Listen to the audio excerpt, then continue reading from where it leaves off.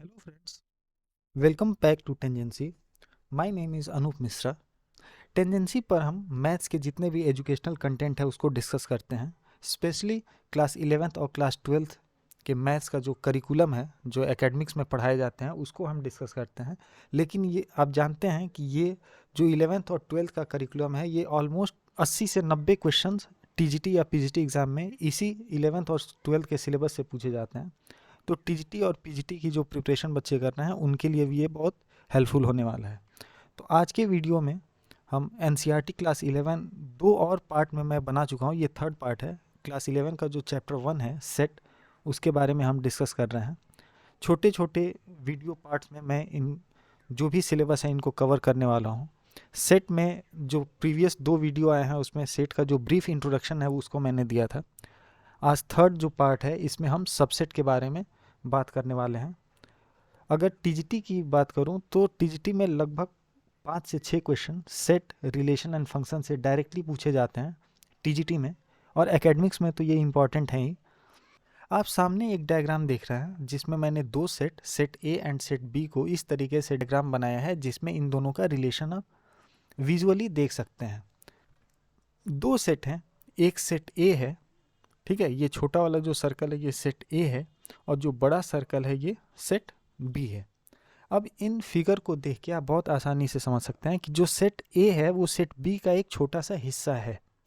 ठीक है, इसका मतलब ये हुआ कि सेट ए के सभी एलिमेंट, जो भी एलिमेंट सेट ए में है वो सेट बी में भी मौजूद हैं. ठीक है, तो इस केस में हम इसको कहते हैं कि A is subset of B. A is subset of B. Subset को हिंदी में कहते हैं उप समुच्चय. उप समुच्चय.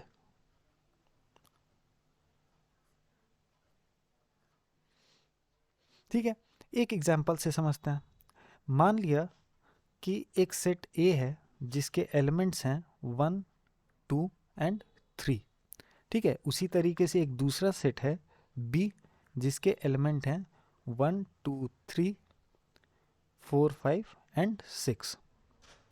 तो इस एग्जाम्पल में आप देख सकते हैं कि सेट ए के सभी एलिमेंट 1, 2, 3 सेट बी में भी मौजूद हैं.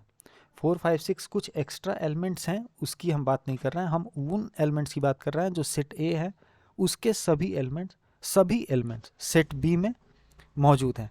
ठीक है, तो हम क्या कहेंगे इस केस में? कहेंगे कि A is subset of B.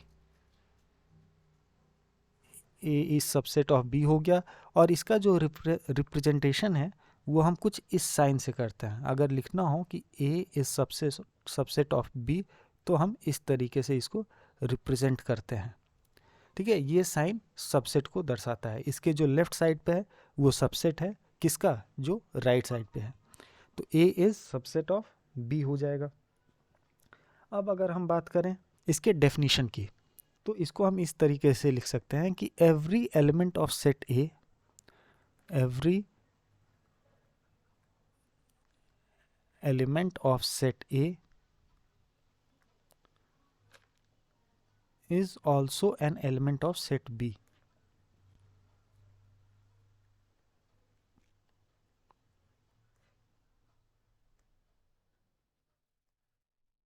इसका मतलब हुआ कि सेट ए के सभी एलिमेंट सेट बी के भी एलिमेंट हैं, तभी हम सबसेट कहेंगे. इन अदर वर्ड्स, दूसरे भाषा में इसको हम इस तरीके से लिख सकते हैं. दूसरे भाषा में हम इसको इस तरीके से लिख सकते हैं कि मान लिया कि ए जो है एलिमेंट ऑफ सेट ए है, then A is also an element of set B. A B का सबसेट है, तो अगर ए सेट ए का एलिमेंट है तो यही ए जो एलिमेंट है ये सेट बी का भी एलिमेंट होगा. इसका मतलब ये हो गया कि जो ए है ये set subset of set B है. If and only if A is element of A तो A is also an element of B. ठीक है, ए सबसेट ऑफ बी, इसका मतलब सीधा सीधा ये होता है कि every element of set A is element of set B, सभी की बात कर रहे हैं। अब दो पॉसिबिलिटीज हो सकती हैं। देखिए, दो पॉसिबिलिटीज हो सकती हैं। अगर पहला पॉसिबिलिटी की बात करें तो every element of B may not be element of set A. जैसे एग्जांपल यही ले लेते हैं, ए सेट मैंने क्या लिया था, 1 2 एंड 3, ये सेट ए था। और सेट बी क्या था, 1 2 3 4 5 एंड 6। अब हम कह रहे हैं कि ए जो है ये बी का सबसेट है। ठीक है, अब दो तरह की पॉसिबिलिटी हो सकती हैं। पहला कि जो every element of set B may not be element of set A, मतलब बी के सभी एलिमेंट ए के सभी एलिमेंट नहीं हो सकते हैं। जैसे इसमें 4 5 एंड 6 एक्स्ट्रा एलिमेंट हैं। ठीक है, तो इस केस में हम ये लिख सकते हैं कि B is not subset of A. जो बी है ये ए का सबसेट नहीं है। ए बी का सबसेट है, लेकिन बी जो है ये ए का सबसेट नहीं है। दूसरी पॉसिबिलिटी क्या हो सकती है, एक और एग्जांपल ले लेते हैं। अगर सेट ए है 1 2 3 और सेट बी है 2 1 3। ठीक है, तो ए के सभी एलिमेंट तो बी में मौजूद हैं और बी के भी सभी एलिमेंट ए में मौजूद हैं। इसका मतलब ये हुआ कि A is subset of B and B is also subset of A. ठीक है, इसका मतलब ये होता है कि जो सेट ए है और सेट बी है ये दोनों इक्वल है। पिछले वीडियो में मैंने इक्वल सेट की बात की थी कि every element of set A is an element of set B and every element of set B is also an element of set A. इस केस में हम उसको बोलते हैं इक्वल सेट। ठीक है, तो इक्वल सेट की कंडीशन क्या है कि सेट ए के सभी एलिमेंट बी में मौजूद हों और सेट बी के सभी एलिमेंट ए में मौजूद हों। ठीक है, अब इसको हम इस तरीके से भी लिख सकते हैं कि A is equal to B if and only if. ठीक है, सिर्फ और सिर्फ तब हो सकता है जब A is subset of B and B is subset of A. Simple है। ठीक है, सिर्फ यही दो पॉसिबिलिटी हो सकती हैं। आपको समझ में आ गया। अब बात करते हैं कुछ पॉइंट्स को आपको याद रखना है। दो पॉइंट्स हैं बेसिकली। पहला पॉइंट जो आपको याद रखना है वो है इस सेट सबसेट के बारे में कि every set is subset of itself. वो अपने खुद का सबसेट होता है, सबसेट ऑफ इटसेल्फ। इसका मतलब ये हुआ कि अगर कोई सेट हमने माना है ए इज इक्वल टू 1 2 3। ठीक है, एक सेट ए है जिसके एलिमेंट है 1 2 3, तो A is subset of set A. ये आपको याद रखना है। ठीक है, और दूसरी पॉइंट की अगर हम बात करें तो फाई किसे कहते हैं, एम्प्टी सेट। जो मैंने पिछले वीडियो में बताया था, एम्प्टी सेट, नल सेट या वॉइड सेट। तो जो एम्प्टी सेट होता है is subset of every set, is subset of every set. ठीक है, phi is subset of every set. अगर कोई भी सेट है, फॉर एग्जांपल यहाँ ए को ही अगर सेट माने तो इसका सबसेट कौन कौन सा होगा, एक ए खुद होगा और दूसरा फाई भी इसका सबसेट है। ठीक है, ये दो पॉइंट्स आपको याद रखने हैं, इसकी कहीं पर भी यूज हो सकती है। ठीक है, अब एक एग्जाम्पल से समझते हैं। एक एग्जाम्पल मैं बताता हूँ, इससे आपको और क्लियर आइडिया हो जाएगा। हमने कहा कि एक सेट ए है। ठीक है, इसके एलिमेंट जो हैं वो हैं A B C D and E. Set A है जिसके 5 ये एलिमेंट हैं। इसी तरीके से दूसरा सेट मान लिया बी, ये हो गया ए ई आई ओ एंड यू। ठीक है, फिर तीसरा सेट हमने मान लिया सी, इसके जो एलिमेंट हैं वो है ए ई सी। और चौथा सेट हमने मान लिया डी, इसके जो एलिमेंट हैं ये है यू ई ओ। ठीक है, अब अगर मैं बात करूं कि क्या ए बी सी डी में कोई रिलेशन आपको दिख रहा है, वीडियो पॉज करके आप चेक कर सकते हैं। तो आप देखेंगे कि जो सी है इज सबसेट ऑफ ए। सी जो है, सी के सारे एलिमेंट ए ई एंड सी ए में मौजूद हैं, तो जो सी है वो सबसेट ऑफ ए है। उसी तरीके से दूसरा आप देख सकते हैं कि जो डी है ये सबसेट ऑफ बी है। डी के जो सारे एलिमेंट हैं यू ई ओ ये बी में मौजूद हैं, तो D is subset of B. ठीक है, क्लियर हो गया सबसेट किसे कहते हैं।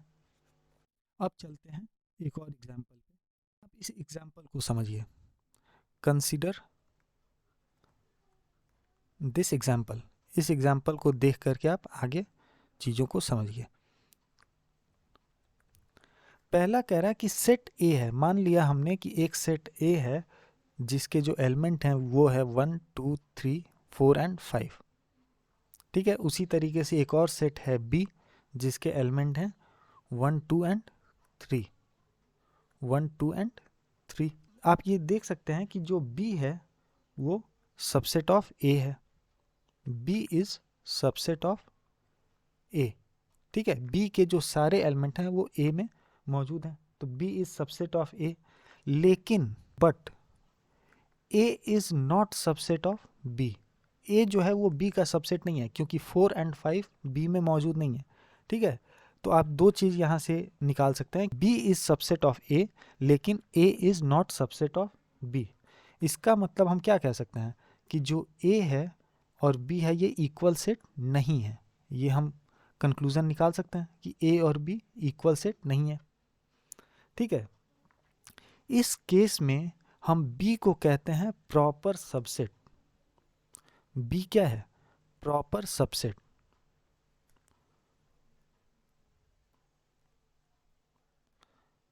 हिंदी में इसको कहते हैं उचित समुच्चय।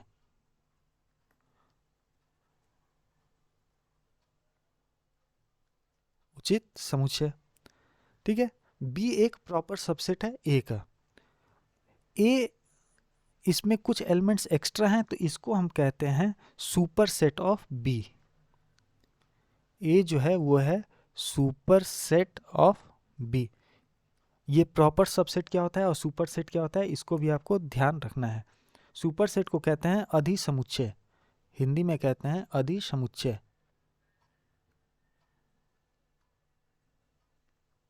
ठीक है, ए सुपर सेट ऑफ बी का मतलब क्या हुआ कि जो बी है वो ए का तो सबसेट है लेकिन ए में कुछ ऐसे एलिमेंट्स हैं जो बी में मौजूद नहीं है।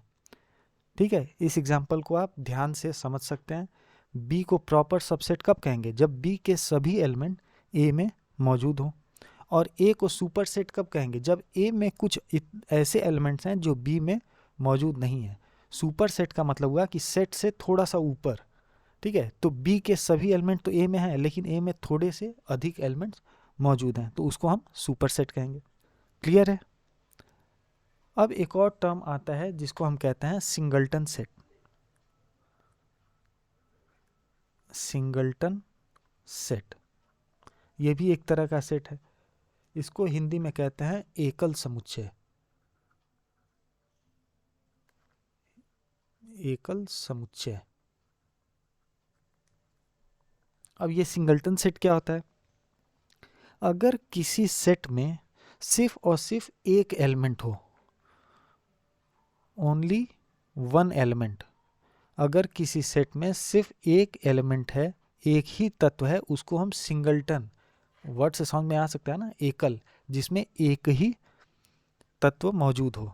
जैसे एग्जांपल के लिए हमने मान लिया एक सेट ए है जिसका जो एलिमेंट है वो स्मॉल ए है, या कोई और सेट मान लिया बी जिसमें 7 एक एलिमेंट है, एक और सेट मान लिया सी जिसमें 9 एक ही एलिमेंट है। तो इसमें एलिमेंट कितने हैं? एक। ऐसे सेट को हम कहते हैं सिंगलटन सेट या फिर एकल समुच्चय। क्लियर हो गया? सबसेट किसे कहते हैं? Proper subset, super set and singleton set. अभी तक के वीडियो में इतना आपको क्लियर हो गया होगा। अब चलते हैं कुछ नंबर्स को लेकर के सबसेट को डिस्कस करते हैं। देखिए, हम मान लेते हैं सबसेट ऑफ नंबर्स में एक सेट मानते हैं n। आप जानते हैं n जो होता है वो नेचुरल नंबर्स का सेट होता है।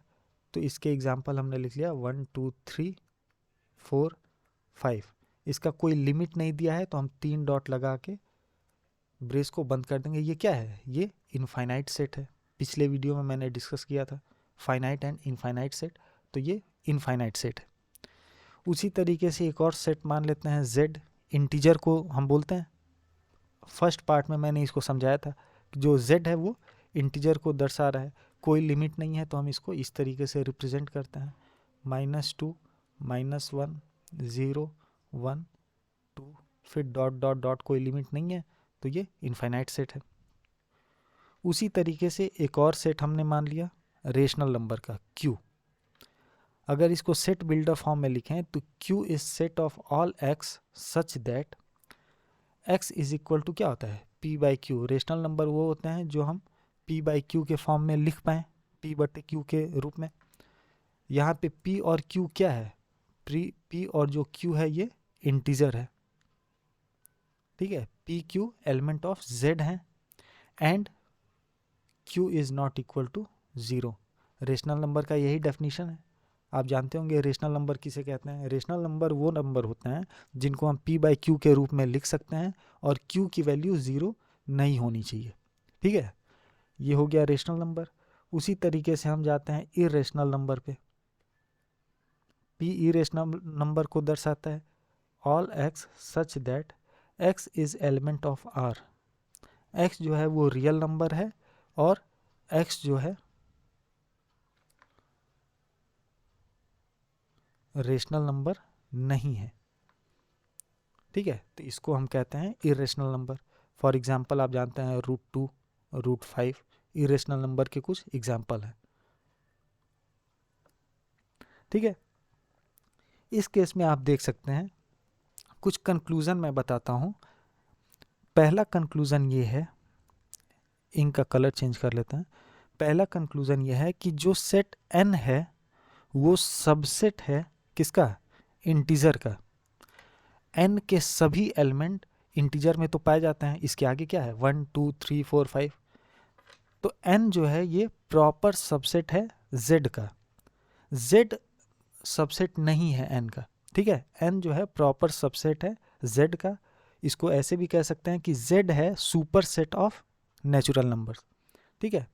उसी तरीके से जो z है ये सबसेट है किसका? q का। z के सारे एलिमेंट q के एलिमेंट हैं, ठीक है। सारे इंटीजर्स क्या होते हैं? रेशनल नंबर होते हैं, ठीक है। पहला कंक्लूजन ये हो गया। अगर दूसरे कंक्लूजन की बात करें तो जो q है, जो रेशनल नंबर है वो रियल नंबर का कुछ हिस्सा है। उसी तरीके से थर्ड की बात करें तो जो इरेशनल नंबर है ये भी रेशनल नंबर का कुछ हिस्सा है। नंबर सिस्टम में आपने पढ़ा होगा इसको, ठीक है। Natural number, real number, rational number, irrational number, ये और नहीं तो मैं अगले वीडियो में उसको भी अच्छे से डिस्कस कर दूंगा। फिर फोर्थ पॉइंट है जो नेचुरल नंबर है ये सबसेट नहीं है किसका? इरेशनल नंबर का। नेचुरल नंबर 1 2 3 4 5 होता है और इरेशनल नंबर क्या है? √2 √5, ठीक है। तो n जो है ये इरेशनल नंबर का हिस्सा नहीं है, तो हम लिख सकते हैं कि n is not subset of t, ठीक है। तो ये एग्जांपल समझ में आ गया। Natural number, real number, rational number and irrational number के बीच का जो रिलेशन है सबसेट के फॉर्म में, ठीक है। अगर कोई भी डाउट होगा तो मैं फिर से बता दूंगा इसको। अब चलते हैं नेक्स्ट टॉपिक पे जो कि है इंटरवल। देखिए इंटरवल क्या है? किसी भी दो एलिमेंट के बीच का जो दूरी है उसको हम इंटरवल कहते हैं। जैसे अगर 1:30 बजे से अगर कोई भी घंटी लगती है 1:30 बजे और 2 बजे, तो इसके बीच का जो 30 मिनट्स है इसी को तो हम इसका इंटरवल कहेंगे, इंटरवल, ठीक है। तो इसके बीच की जो दूरी है इसको हम इंटरवल कहते हैं, ठीक है। अब मैथ्स के टर्म में, सबसेट के टर्म में देखिए, हम मान लेते हैं कि let A and B element of R हैं। जो ए और बी हैं वो रियल नंबर के एलिमेंट्स हैं, तत्व हैं। And A is smaller than B, A जो है वो बी से छोटा है। ठीक है, तो सेट को हम इसको किस तरीके से लिखेंगे? सेट ऑफ रियल नंबर्स अगर लिखना हो तो हम कैसे लिखेंगे? सेट ऑफ रियल नंबर्स अगर लिखना हो तो हम इसको ऐसे लिख सकते हैं कि set of all x such that x is greater than A and smaller than B. ऐसे ही तो इसको लिखेंगे। ठीक है,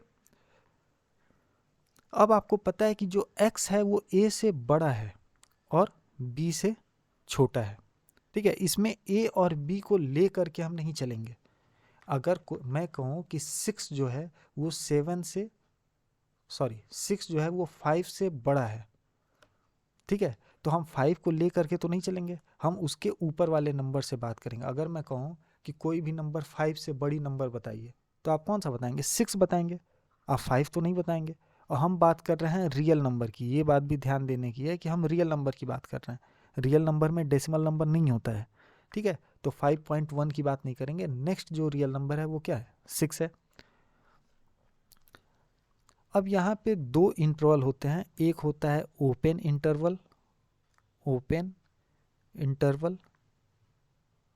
और दूसरा होता है क्लोज्ड इंटरवल।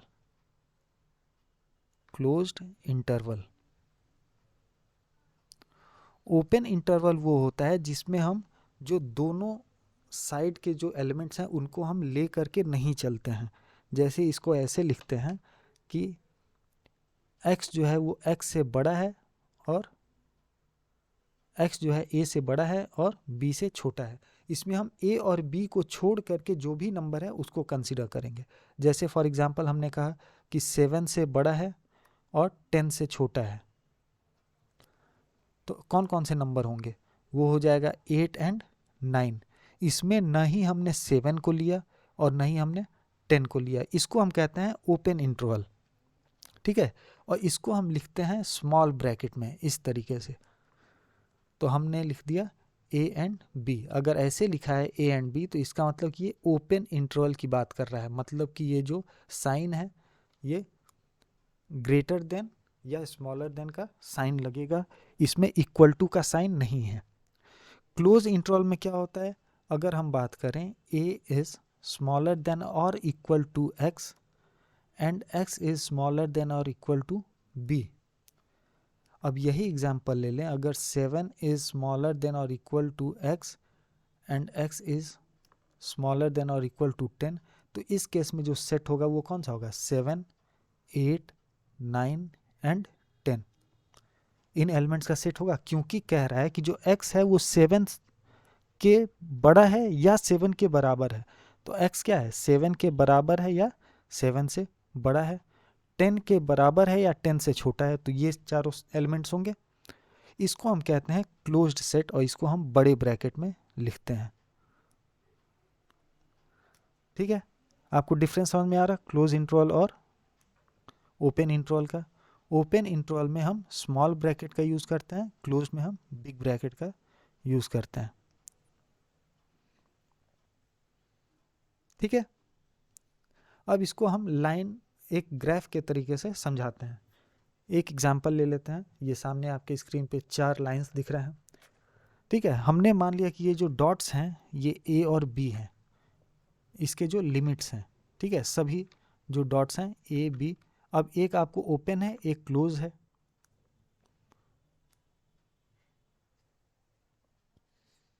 ठीक है, यहाँ पे देखिए जो सर्कल है ये अगर ओपन है तो इसका मतलब कि हम ओपन इंटरवल की बात कर रहे हैं। ठीक है, दोनों ए और बी दोनों ओपन है तो ए एंड बी के साइड हमने ओपन ब्रैकेट लगा रखा है। ये ए और बी दोनों क्लोज हैं, मतलब ये क्लोज्ड इंटरवल की बात कर रहा है। ठीक है, यहाँ पे ए जो है ये ओपन है और बी जो है वो क्लोज्ड है। डिफरेंस समझिए। और यहाँ पे ए जो है वो क्लोज्ड है और बी जो है वो ओपन है। ठीक है, एग्जाम्पल से इसको मैं समझाता हूँ। देखिए सेम वही इक्वेशन है, A smaller than X, X smaller than B, ये इसका इक्वेशन है। अगर इसकी बात करें तो ए स्मॉलर देन और equal to X, X smaller than और इक्वल टू बी, ये इसका एग्जाम्पल है, इक्वेशन है। अगर थर्ड वाले की बात करें तो ए जो है स्मॉलर देन एक्स है, लेकिन एक्स जो है स्मॉलर देन और इक्वल टू बी है। और फोर्थ वाले में ए जो है स्मॉलर देन और इक्वल टू एक्स है, और जो एक्स है ये स्मॉलर देन बी है। डिफरेंस समझ में आ रहा होगा। अगर वही एग्जांपल ले लेते हैं कि 7 x 10, ए और बी की वैल्यू हमने मान लिया ए 7 है और बी 10 है। अगर हम एलिमेंट्स को लिखते हैं तो इसके एलिमेंट्स कौन कौन से होंगे, वो होगा 8 एंड 9 होगा। इसके एलिमेंट्स कौन कौन से होंगे, 7 8 9 एंड 10, ठीक है। इसके एलिमेंट्स कौन कौन से होंगे, 8 9 एंड 10, और इसके एलिमेंट्स कौन कौन से होंगे, 7 8 एंड 9, ठीक है। क्लोज्ड एंड ओपन इंटरवल का कॉन्सेप्ट आपको समझ में आ रहा है, ठीक है। अब चलते हैं इंटरवल के बारे में, थोड़ा सा और डिस्कस कर लेते हैं। अब हम बात करते हैं लेंथ ऑफ इंटरवल, इंटरवल की लंबाई के बारे में। लेंथ ऑफ इंटरवल,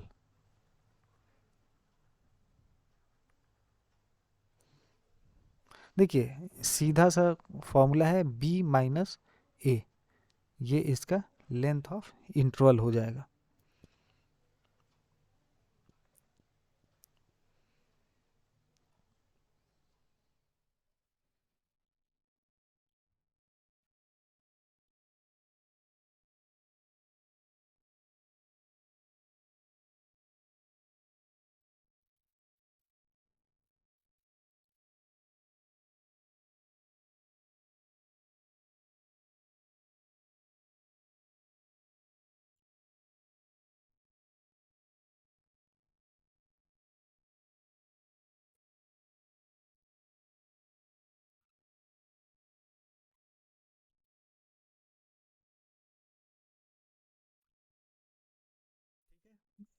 समझ में आ गया, close interval, open interval, length of interval. अब हम बात करते हैं नेक्स्ट टॉपिक की, जो है पावर सेट, घात समुच्चय, हिंदी में कहते हैं घात समुच्चय, पावर सेट।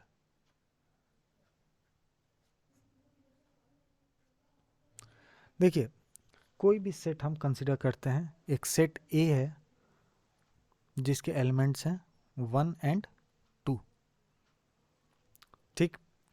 अब इसके सबसेट कौन कौन से होंगे, आपको बताना है कि सबसेट ऑफ ए कौन कौन से होंगे। तो एक तो आप जानते हैं कि एम्प्टी सेट सबसेट होते हैं, मैंने अभी बताया था पॉइंट्स टू रिमेंबर में, ठीक है। दूसरा सबसेट होगा सिर्फ एलिमेंट 1, एक और सबसेट होगा एलिमेंट 2, या फिर एक और सबसेट हो जाएगा every set is subset of itself. जो दो पॉइंट मैंने बोला था याद करने के लिए, एक तो एम्प्टी सेट सबसेट होता है और दूसरा कोई भी सेट अपने खुद का सबसेट होता है, और दो एलिमेंट 1 एंड 2। टोटल कितने सबसेट हैं, 4 सेट हैं, ठीक है। पावर सेट कहते हैं ऐसे सेट को, इसको रिप्रेजेंट किया जाता है P एंड A, इसका मतलब होता है कि power set of set A, ठीक है। पावर सेट क्या होता है, collection of all the subsets, जैसे सभी सबसेट का कलेक्शन, 5 1 2 1 एंड 2, इन सभी सबसेट के कलेक्शन को हम पावर सेट कहते हैं। अगर डेफिनेशन की बात करें तो इसको हम लिख सकते हैं collection of all the subset of the set, collection of all the subset of A set is called power set.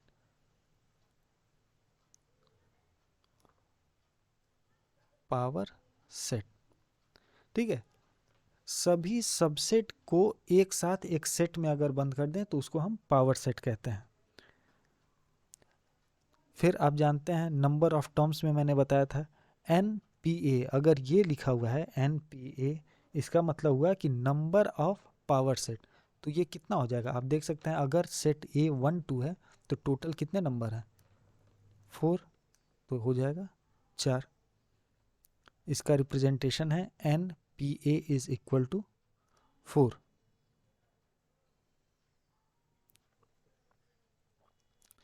अगर एक जनरल टर्म्स में बात करें तो NPA मतलब पावर सेट का जो टोटल नंबर है, नंबर ऑफ एलिमेंट्स, अगर उसकी बात करें तो ये हमेशा होता है 2 के पावर m। ये सीधा फॉर्मूला है 2 के पावर m। यहाँ पे m क्या है, m है number of elements of set A, number of elements of set A। Example, अभी मैंने सेट A का एग्जाम्पल लिया था, A इज इक्वल टू है 1 एंड 2। अगर पूछ रहा है नंबर ऑफ पावर सेट, तो आप जानते हैं नंबर ऑफ पावर सेट क्या होगा, सीधा सीधा लिख सकते हैं 2 के पावर m, और यहाँ पे m की वैल्यू क्या है 1 एंड 2, तो 2 के पावर 2 ये हो जाएगा 4। ठीक है।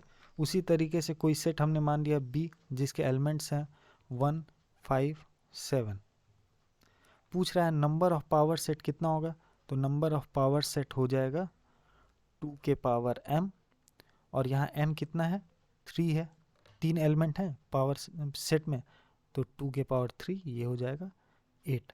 तो इससे हम नंबर ऑफ पावर सेट निकाल सकते हैं। ठीक है। तो पावर सेट का डेफिनेशन क्या है, पावर सेट का डेफिनेशन है कि सभी सबसेट को अगर एक सेट में कैद कर लें, एक सेट में रख दें, उसे हम पावर सेट कहते हैं। Collection of all the subset of the set. ठीक है। इस वीडियो में फ़िलहाल इतना ही अभी रखते हैं, फिर नेक्स्ट वीडियो में हम वेन डायग्राम के बारे में, इसके 4th पार्ट में वेन डायग्राम के बारे में डिटेल में बात करेंगे। आई होप इस वीडियो में जो जो मैंने बताया था, जो इम्पॉर्टेंट पॉइंट है, एक सबसेट का कॉन्सेप्ट, सबसेट किसे कहते हैं, उसके बाद से आ गया singleton set, proper subset, super set, उसके अलावा इंटरवल, क्लोज्ड इंटरवल किसे कहते हैं, ओपन इंटरवल किसे कहते हैं, उसका कॉन्सेप्ट समझना, और इसके साथ साथ पावर सेट, घात समुच्चय। तो फिर नेक्स्ट वीडियो में वेन डायग्राम पे हम डिटेल में बात करेंगे। Thanks for watching, see you in next video, thank you.